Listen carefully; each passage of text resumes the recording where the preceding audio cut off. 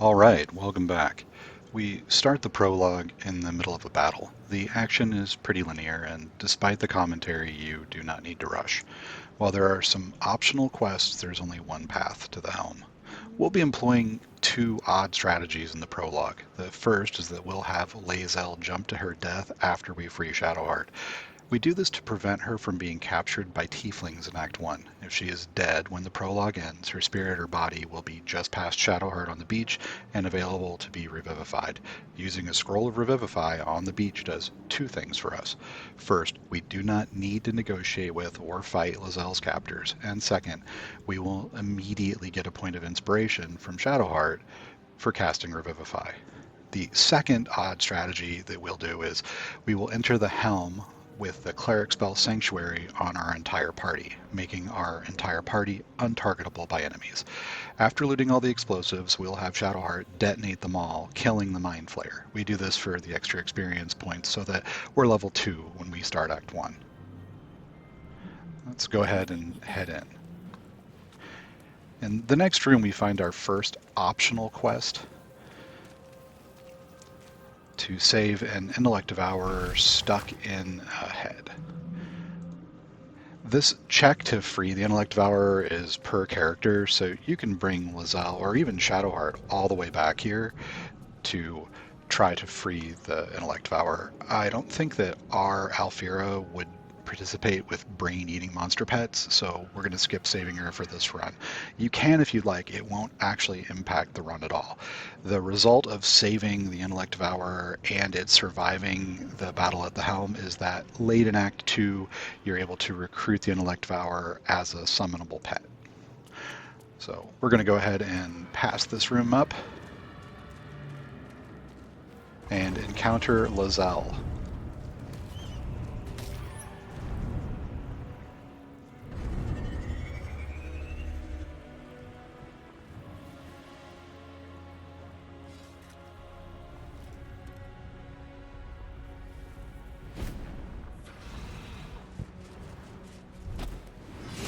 Abomination. This is your end. Your head throbs and your skin tingles. Visions rush past. A dragon's wing, a silver sword, and a flash of your face seen through the strange woman's eyes. Oh. My head. What is this? Skvar. You are no thrall. Vlaakith blesses me this day. Together, we might survive. So, Lae'zel is a Githyanki fighter, and if we select option 4, what do you suggest? We'll go straight into combat with some imps. First, we exterminate the imps. Then we find the helm and take control of the ship. We will address the matter of a cure for this infection once we reach the material plane.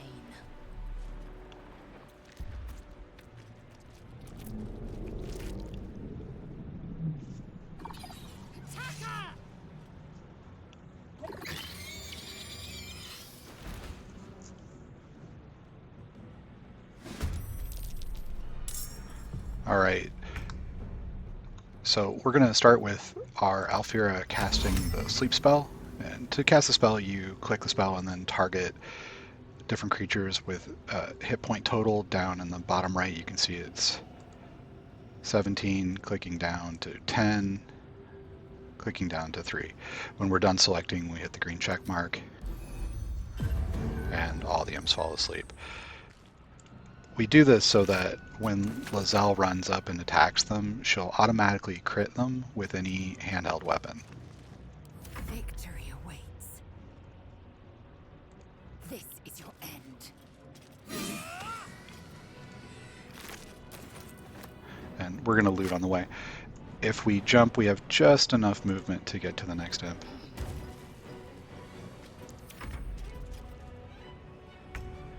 They don't get turns. We can select Lae'zel or our main character on the portrait bar. We'll have Lae'zel kill the next imp.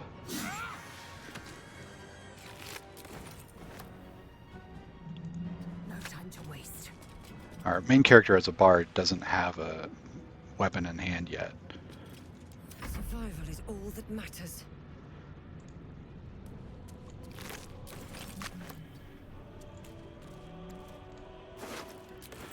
Alright, done looting. In turn. Now, the imp will wake back up. It's relatively harmless as an opponent. We probably win, but since there's a restoration pod right next to us, we can just cast sleep again. I will ascend. You proved surprisingly adequate in battle. Now, to the helm. We'll loot these bodies, Cursed to put my hands on hit the everything. restoration pod, and head up to the next floor. Bet the ship won't be able to take another dragon attack. We need to get out before it's too late.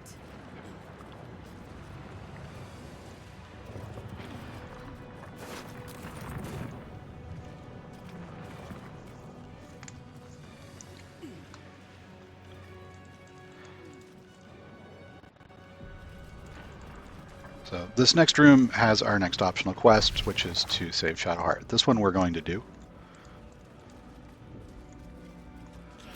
We will quickly equip weapons in our hands.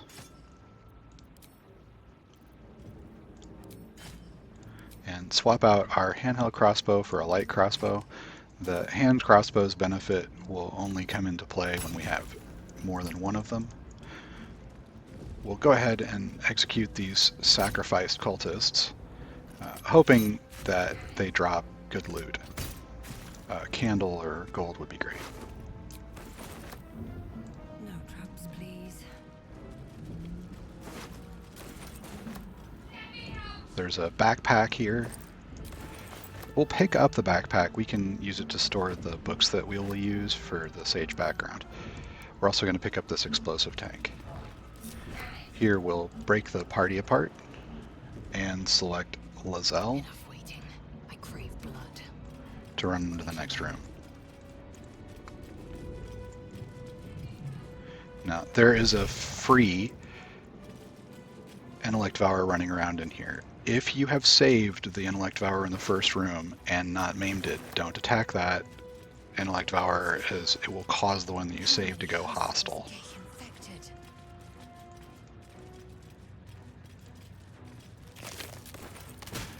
Alright, we'll loot some healing potions, and on this body we find the Eldritch Rune.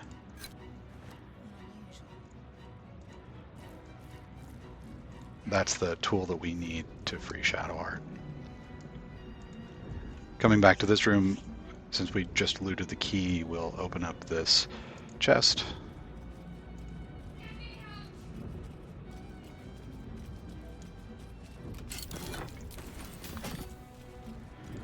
And activate the control panel. We're going to use Lizelle to activate the control panel so that we retain our Illithid The power console if we appears want. dormant. Select option 1 The console hums to life. and option 1 again. Suddenly, you feel a hideous squirming in your head. The parasite. Then discomfort fades, and another sensation washes over you. Connection. Authority. So we're going to go ahead and use this Illithid Wisdom power. It is failable, so this would be a great time if you are not playing on honor mode to save your game in case you need to reload.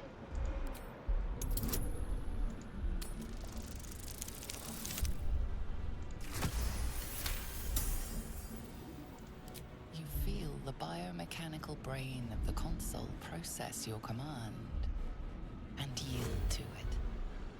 A shiver runs across your mind. You feel sated.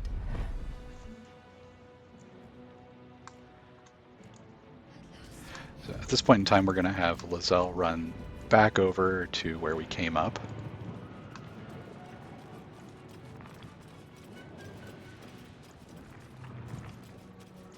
And jump. You can see that the arc shows a red jump and death. That's what we want.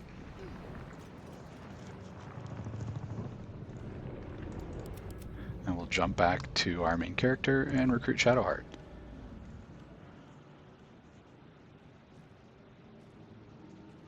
I thought that damn thing was going to be my coffin.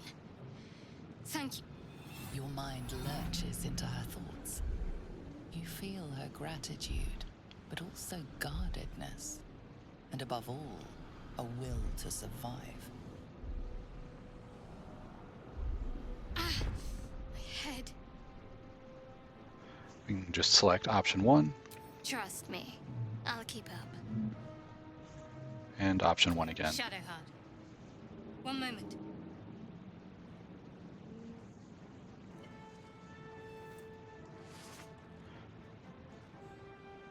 Shadowheart values her privacy, so we'll choose option 2. There's no time to spare. Lead the way. Alright, so we're going to cast Longstrider on the main character and on Shadowheart. If you have the Intellect Power, cast it on the Intellect Power as well. Now we'll open the spellbook for Shadowheart Wits and blades always sharp. and swap out Shield of Faith for Sanctuary. And we'll head to the helm. Because Lae'zel isn't in the party, we will miss the cutscene where she bosses everyone around in this room. The gimmick that we're going to employ of casting Sanctuary on the party would require more spell slots if you had Lae'zel still in the party or us still in the party, the Intellect Devourer. What you would do is you would cast the spells and then hit this restoration pod and cast the spells again. Some of them will start to time down, but you should still have plenty of time. Because we don't, we're just going to run up here.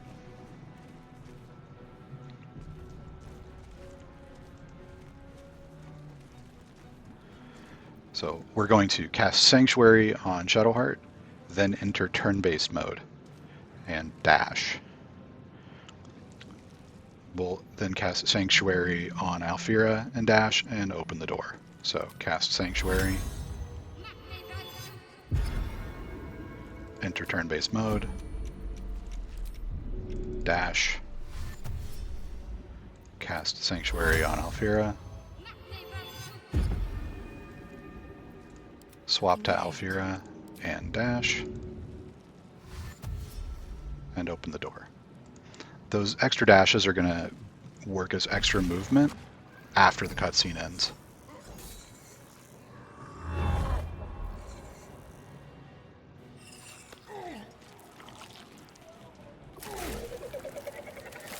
That's really gross.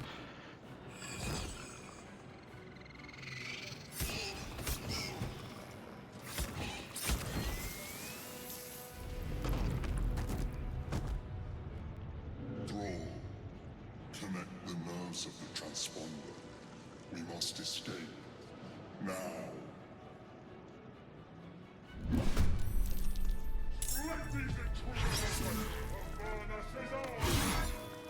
We need to get out of here.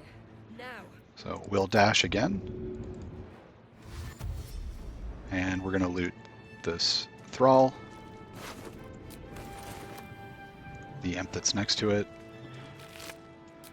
Because we've got Sanctuary, we're not targetable, so even when we run right past this imp, it will not be able to attack. We're going to pick up these explosive tanks.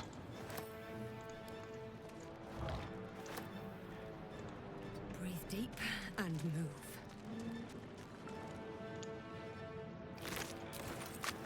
What's inside? We're going to see a cutscene and additional opponents will be summoned. Connect the transponder. Now.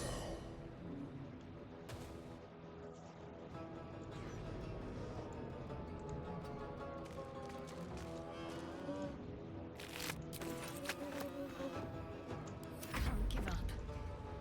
So similar deal with Shadowheart. We're going to dash, Got to press on. run past everyone, pick up the explosive,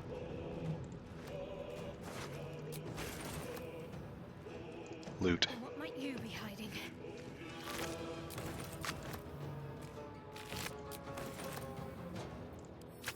up on this desk are some grenades. If we highlight them, we can move them around. We're going to move them closer to us.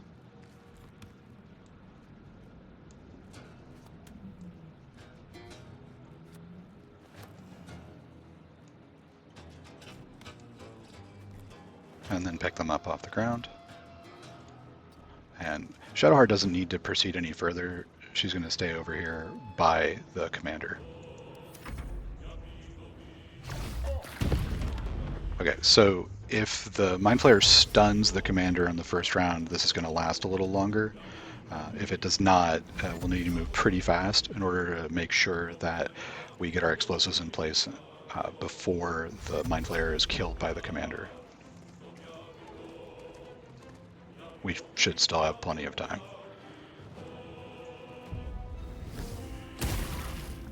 You can see all of the opponents are focusing on the Mind Flayer because they can't target the party.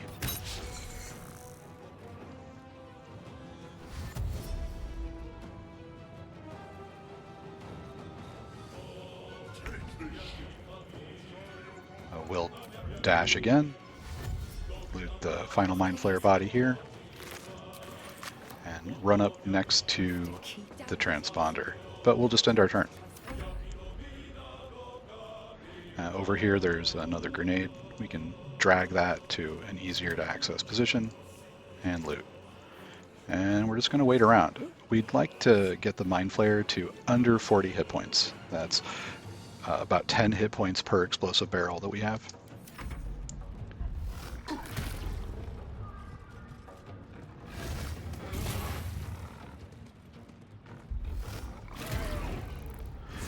You can see that even when the Mind Flayer kills the opponents, we're still earning experience.